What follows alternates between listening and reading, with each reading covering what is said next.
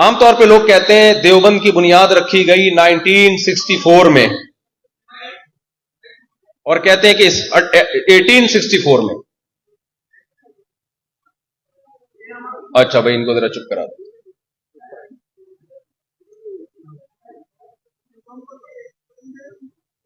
کیمرے شاید آپس میں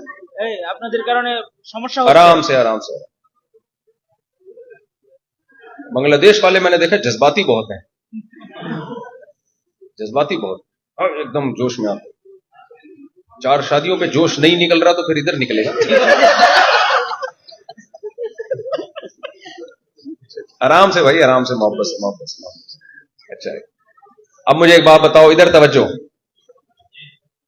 دیکھو لوگ کہتے ہیں 1864 میں بنیاد رکھی گئی تھی دیوبند کی، اس سے پہلے تو دیوبند نام کا کوئی فرقہ تھا ہی نہیں. دیکھو نہ اس سے پہلے دیوبند نام کا کوئی فرقہ تھا، نہ اس کے بعد دیوبند نام کا کوئی فرقہ ہے. 1864 میں جو مدرسے کی بنیاد رکھی گئی اس کی حقیقت یہ تھی کہ انگریز نے مدارس کو ختم کر دیا تھا، تعلیمی ادارے بند کر دیے تھے، اور پہلے اس وقت مسلمانوں کے دینی اور دنیاوی تعلیم ساتھ ساتھ چلا کرتی تھی، ایک ہی چھت کے نیچے ہوتی تھی. تو سارے جب سیٹ اپ انگریز نے برباد کر دیا، اور مولانا قاسم نانوتوی رحمۃ اللہ علیہ انگریز کے خلاف جہاد بھی کیا، انہوں نے، ہمارے اکابر نے کیا، اس جہاد میں بھی شکست ہوئی. تو اس کے بعد some thing is better than nothing, کہ امت کو بالکل انگریزوں کے حوالے کر دیا جائے، کلچر کو ختم کر دیا جائے، اس سے بہتر ہے کہ اپنے تعلیمی سلسلے کو دوبارہ سے شروع کیا جائے. تو انار کے درخت کے نیچے ایک مدرسے کی بنیاد رکھی. وہ مدرسہ چونکہ دیوبند میں تھا اس لیے اس سے فارغ ہونے والے علماء کو علماء دیوبند کہا جانے لگا، لیکن کوئی نیا فرقہ نہیں تھا، کیونکہ جو نصاب پڑھایا جا رہا تھا، اس میں سلیبس پڑھایا جا رہا تھا، اس میں عربی گرامر تھی. بتاؤ عربی گرامر کسی فرقے کی کتاب ہوتی ہے؟ توجہ ادھر. اس میں عربی ادب پڑھایا جا رہا تھا جو عرب لوگوں کی لکھی ہوئی کتابیں تھی صدیوں پہلے، مقامات حریریہ، متنبی اور نفت العرب، یہ ساری، نفت العرب تو مولانا اعزاز علی رحمۃ اللہ نے لکھی، لیکن عربی ادب کی کتابیں. تو عربی ادب کا کوئی فرقہ ہوتا ہے؟ بولو. کوئی نئی چیز پڑھائی جا رہی تھی اس میں، حدیث میں بخاری، مسلم اور صحاح ستہ کی کتابیں پڑھائی جا رہی تھی. یہ کوئی نئے فرقے کی کتاب ہے؟ یہ مسلمانوں کی کتاب ہے. اس میں فقہ کی کتابوں میں 4 فقہ تھے ہمارے پاس مرتب پڑھانے کے لیے. ایک امام ابو حنیفہ کا فقہ، ایک امام شافعی کا فقہ، ایک امام مالک کا فقہ، ایک امام احمد ابن حنبل کا فقہ. 5واں مارکیٹ میں تھا ہی نہیں کوئی مرتب، اور اب تک نہیں ہے مرتب فقہ جو قرآن و سنت سے مسائل اخذ کر کے مرتب صورت میں لکھے گئے ہوں. وہ تھا ہی نہیں مارکیٹ میں، تو پڑھاتے کیسے اس کو؟ تو چونکہ بر صغیر میں جب سے اسلام آیا، وہ امام ابو حنیفہ کے شاگرد اور ان کے فالوورز جو تھے وہ والا فقہ آیا ہے، تو علماء نے سیلیکٹ کیا فقہ حنفی کو. کیونکہ بنگلہ دیش جب سے اسلام میں آیا ہے ٹوٹلی A to Z فقہ حنفی قبول کیا انہوں نے. بر صغیر میں جب اسلام آیا A to Z سب کے سب فقہ حنفی پہ چلتے تھے. فقہ حنفی کیا ہے؟ فقہ حنفی ہے نبی صلی اللہ علیہ وسلم کے شاگردوں میں ایک جلیل قدر شاگرد تھے عبداللہ ابن مسعود رضی اللہ تعالیٰ عنہ.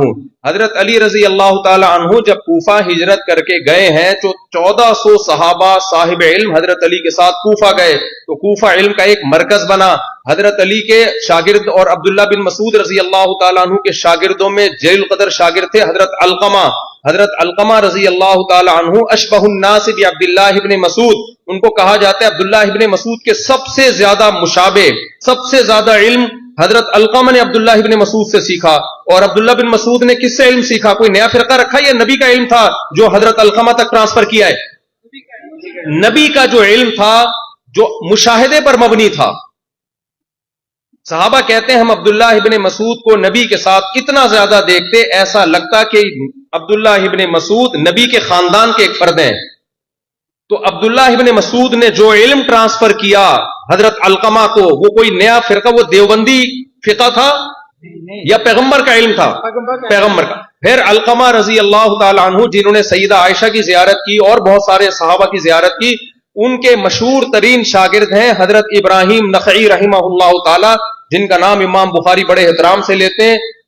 کوفہ کے بہت بڑے فقیہ، قرآن میں بھی، حدیث میں بھی، اور فتوے میں بھی، تفسیر میں بھی اور فقہ میں بھی. ابراہیم نخعی رحمۃ اللہ علیہ بھی تابعین میں سے تھے. پھر ابراہیم نخعی رحمۃ اللہ علیہ کے दर्जनों शागिर्दों में सबसे बड़े शागिर्द उनके हम्माद अल-कूफी। मुझे एक बात बताओ, अब्दुल्लाह इब्ने मसूद ने जो इल्म अलकमा तक ट्रांसफर किया वो देवबंदियत थी या इस्लाम था? इस्लाम था। फिर आगे हजरत अलकमा ने इब्राहिम नखई तक जो इल्म ट्रांसफर किया वो देवबंदियत थी या इस्लाम था? इस्लाम था। फिर इब्राहिम नखई के नाइब थे हम्माद अल-कूफी। इब्राहिम नखई ने हम्माद की तरफ जो इल्म ट्रांसफर किया वो देवबंदियत या कोई नया फिरका था या इस्लाम था? इस्लाम था। फिर हम्माद अल-कूफी के दर्जनों शागिर्दों में सबसे करीब तरीन शागिर्द इमाम अबू हनीफा रहमहुल्लाह ताला। तो हम्माद अल-कूफी ने इमाम अबू हनीफा तक जो इल्म ट्रांसफर किया वो देवबंदियत थी, कोई 73वां 74वां फिरका था या वो इस्लाम था? इस्लाम था। फिर इमाम अबू हनीफा के दो मशहूर शागिर्द इमाम अबू यूसुफ और इमाम मोहम्मद, इन्होंने इमाम अबू हनीफा से इल्म हासिल किया। तो इमाम हनीफा ने इनको जो इल्म ट्रांसफर किया वो देवबंदियत थी या वो कोई 73वां 74वां 75वां फिरका था या वो इस्लाम था? फिर इमाम मोहम्मद ने, इमाम अबू हनीफा के शागिर्द ने, इमाम मोहम्मद ने 6 किताबें लिखकर उस इल्म को मुरत्तब किया है। कोई नया फिरके की बुनियाद या फिका की बुनियाद नहीं रखी। वही इल्म जो नबी से ट्रांसफर होता आ रहा था अब तक रिटर्न फॉर्म में नहीं था। इमाम मोहम्मद ने 6 किताबें लिख के उसको रिटर्न फॉर्म में मुरत्तब किया। यहां से फिक़ह हनफी की बुनियाद रखी गई है। तो पता चला फिक़ह हनफी की बुनियाद पैगंबर ने रखी है, लेकिन मुरत्तब और मुदव्वन किया इमाम अबू हनीफा के शागिर्दों ने, इसलिए उसका नाम क्या दिया गया उसको?